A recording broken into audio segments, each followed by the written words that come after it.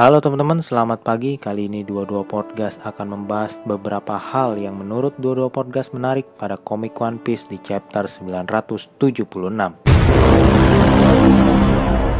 Pada komik One Piece di chapter 976 kemarin, kita melihat banyak sekali hal-hal yang menarik untuk dibahas. Tetapi di video ini, 22 Podcast akan membahas hal-hal yang menurut 22 Podcast menarik.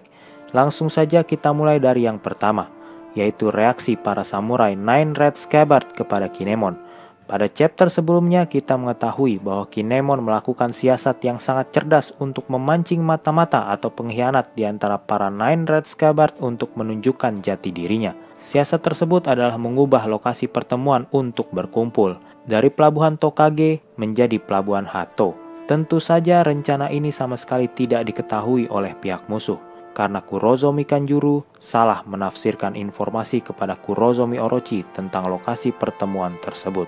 Dan pada chapter 976 ini kita melihat para samurai yang berjumlah 5.400 orang sudah siap melakukan perlawanan ke Onigashima untuk mengalahkan Kaido dan Kurozomi Orochi.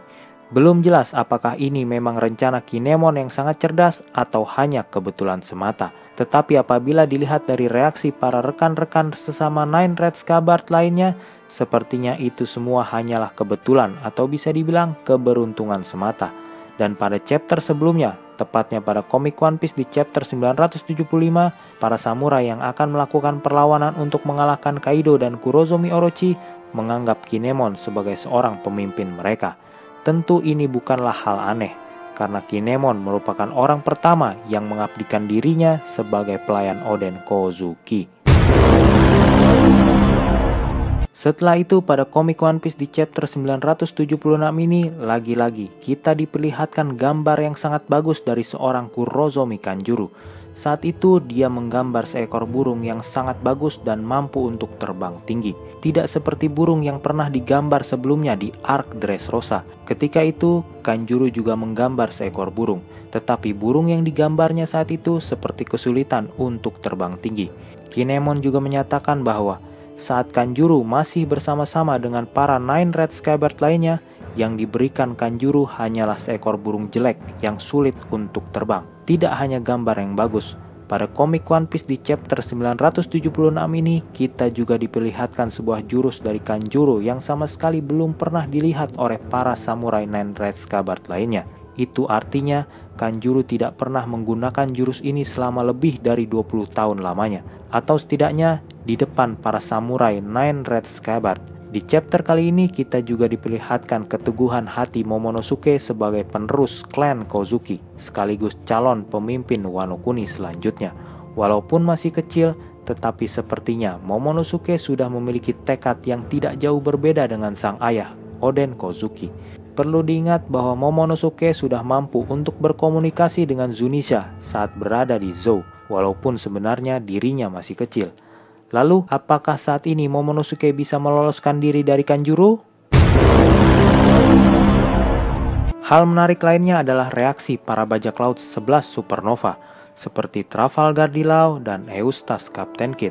Kalian pasti sudah mengetahui bahwa Trafalgar di Law sudah beraliansi dengan Monkey D. Luffy sekaligus bekerja sama dengan para pengikut setia klan Kozuki untuk mengalahkan Yonko Kaido dan Kurozomi Orochi.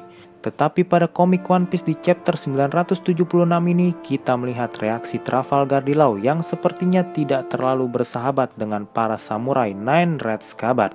Saat itu kita melihat Trafalgar di Law yang mengusir para samurai Nine Red Scabbard yang sedang berada di atas kapalnya.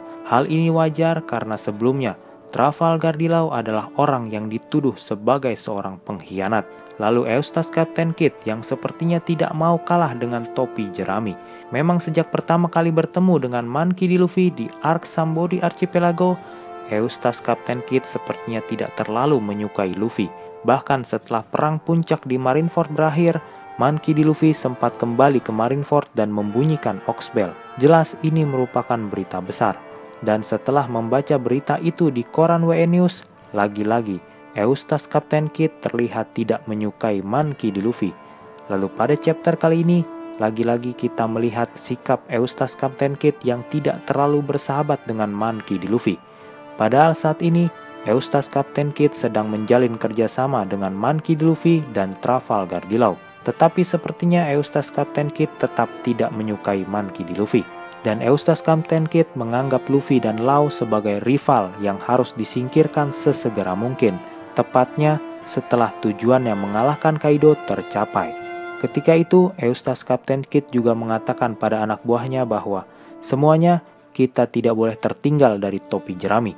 Jelas, aliansi bajak laut Eustace Captain Kidd, Monkey D. Luffy, dan Trafalgar D. Law tidak sekuat yang dibayangkan karena mereka lebih mementingkan egonya masing-masing. Pada chapter 976 ini kita juga melihat senjata pamungkas buatan Wano Kuni. Dan senjata yang kita lihat pada komik One Piece di chapter 976 ini hanyalah salah satunya. Karena pabrik-pabrik yang berdiri di Wano Kuni mampu memproduksi berbagai jenis senjata dengan kualitas yang luar biasa.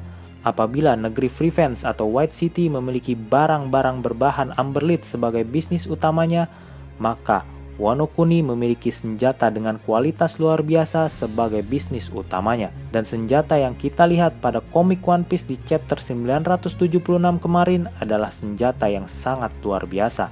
Senjata itu mampu menghancurkan sebuah kapal hanya dengan satu kali tembakan saja, tetapi tetap memiliki kekurangan. Dan kekurangan tersebut adalah mereka harus menjaga jarak yang agak jauh agar tembakan dari senjata ini bisa digunakan secara lebih efektif. Kemungkinan besar semua kapal-kapal Kaido sudah dilengkapi dengan senjata-senjata seperti ini. Setelah mengetahui kekuatan dari senjata buatan Wano Kuni dengan kualitas yang luar biasa ini, semuanya menjadi lebih masuk akal. Jadi bukanlah hal aneh apabila pihak pemerintah dunia sangat menginginkan pasokan senjata dalam jumlah besar dari negara Wano. Hal ini bisa dilihat dari kedatangan para agen intelijen terbaik pemerintah dunia ke Wano Kuni untuk melakukan negosiasi. Tetapi negosiasi yang dilakukan CP0 sebagai perwakilan dari pemerintah dunia dan Kurozomi Orochi sebagai pemimpin dari negara Wano sepertinya tidak menemui kata sepakat. Karena saat itu Kurozomi Orochi mematok harga yang dianggap tidak wajar oleh pihak CP0. Bahkan Kurozomi Orochi juga menginginkan Dr. Vegapunk sebagai imbalan dari pembelian senjata. Jelas pihak CP0 keberatan dengan hal itu. Dan tidak hanya sampai di situ. Kurozomi Orochi juga menantang pihak pemerintah dunia dan para kaum naga langit di tanah suci Marijoa bahwa Wano Kuni sama sekali tidak takut apabila berhadapan langsung dengan mereka. Jelas ini merupakan pernyataan perang Wano Kuni kepada pihak pemerintah dunia. Hal terakhir yang menurut Dua Podcast menarik pada komik One Piece di chapter 976 ini adalah kemunculan Jinbe di Wano Kuni. Sebelum kemunculannya, Jinbe berhasil menenggelamkan salah satu dari 3 kapal bajak laut Kaido. Tentu saja kedatangan Jinbe di Wano Kuni ini disambut hangat oleh Monkey D. Luffy dan para kru topi jerami lainnya. Jinbe benar-benar memenuhi janjinya kepada sang kapten Monkey D. Luffy untuk tetap hidup dan menyusulnya ke Wano Kuni. Lagi-lagi saat itu kita melihat reaksi para bajak laut 11 supernova lainnya seperti Trafalgar D. Law dan Eustace Captain Kidd yang sepertinya kaget setelah mengetahui orang sekuat Jinbe bersedia bergabung dengan kelompok bajak laut topi jerami. Hal ini wajar karena Eustace Captain Kidd dan Trafalgar D. Law tidak mengetahui apapun yang dialami oleh sebagian kru topi jerami di Arc Wall Cake, terutama Trafalgar D. Law. Pada awal mereka beraliansi di Arc Pang Hazard, Jinbe belum bergabung dengan kelompok bajak laut topi jerami. Tetapi saat ini, di Arc Wano Kuni, Jinbe memperkenalkan dirinya sebagai salah satu kru bajak laut topi jerami. Reaksi yang berbeda juga diperlihatkan para samurai Nine Red Scabbard, karena kebanyakan dari mereka semua berasal dari Wano Kuni yang terisolasi dari dunia luar, maka tidak heran apabila mereka sedikit bingung dengan perkenalan yang dilakukan oleh Jinbe. Saat itu Jinbe mengatakan bahwa dia datang dari bawah laut atau pulau manusia ikan. Jelas, kebanyakan dari para Nine Red Scabbard lainnya tidak mengetahui apapun tentang keberadaan pulau manusia ikan. Oke, mungkin itu aja yang bisa Dua Podcast bahas pada video kali ini. Jangan lupa follow akun Instagram 22 Podcast untuk mendapatkan informasi-informasi menarik lainnya dari 22 Podcast. Seperti biasa, apabila ada yang salah atau ada yang mau nambahin, bisa langsung komentar di bawah. Apabila tidak merepotkan, bisa di-subscribe dan share video ini. Semoga bermanfaat. Saya 22 Podcast mengucapkan terima kasih. Ciao!